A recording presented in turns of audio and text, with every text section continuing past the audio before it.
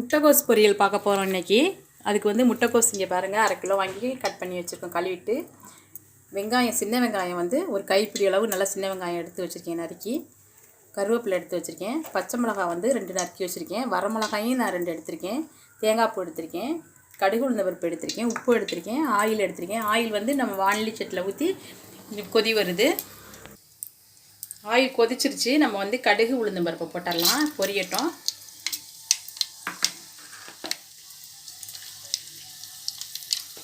பொரிஞ்சிருச்சு. நம்ம வந்து மிளகாயை போட்டுடலாம். வெங்காயம் பச்சை மிளகாய் அதையும் போட்டுடலாம். கருவேப்பிலையும் போட்டுருவோம். இந்த பொரியல் வந்து ரொம்ப டேஸ்ட்டாக இருக்கும். இதை கொஞ்சம் வதக்கிக்கிட்டு நம்ம வந்து முட்டைக்கோஸை போடலாம்.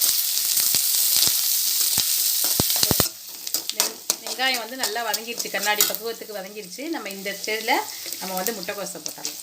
ரொம்பவும் கருவிடக்கூடாது வெங்காயம், சும்மா கண்ணாடி பக்குவத்துக்கு வதக்கினா போதும். பிரட்டிட்டு உப்பு போட்டுருணும். பிரட்டியாச்சு. நம்ம வந்து உப்பு போட்டுடலாம். உப்பு வந்து பார்த்தே போட்டுக்கோங்க, ஏன்னா வந்து முட்டைக்கோஸுக்கு வந்து ரொம்ப உப்பு எடுக்காது, கம்மியாகவே போட்டுக்குவோம். நம்ம இப்போ பிரட்டி விட்டுட்டு நம்ம மூடி போட்டு மூடி வச்சுருவோம். அது அப்படியே அந்த தண்ணியிலே வந்து நம்ம தண்ணியெல்லாம் ஊற்ற தேவையில்லை, அதிலே வதங்குவோம். நம்ம அடிக்கடிக்கு நம்ம திறந்து கிண்டி விட்டுக்கிட்டால் போதும். மூடி போட்டுருவோம். அப்படியே திறந்து நம்ம கிண்டி விட வேண்டியதான். நல்லா வதங்கிடணும்.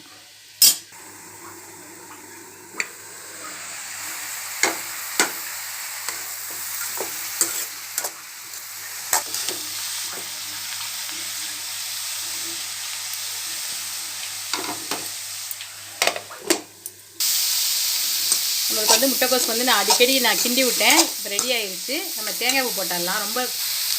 நம்ம தேங்காய் பூ போட்டுருவோம். தேங்காய் போட்டு அடுப்பை நம்ம ஆஃப் பண்ண வேண்டியதுதான். முட்டைக்கோஸ் வந்து வயிற்று புண்ணுக்கெல்லாம் ரொம்ப நல்லது. நாள்பட்ட அல்சருக்கெலாம் ரொம்ப ரொம்ப நல்லது. இதை நீங்கள் சூப்பு வச்சு குடிக்கலாம். புண்ணெல்லாம் வந்து நல்லா சரியாயிரும். இது வந்து ரொம்ப வந்து அல்சருக்கு வந்து நல்லது, நல்ல ஒரு மருந்தும் கூட.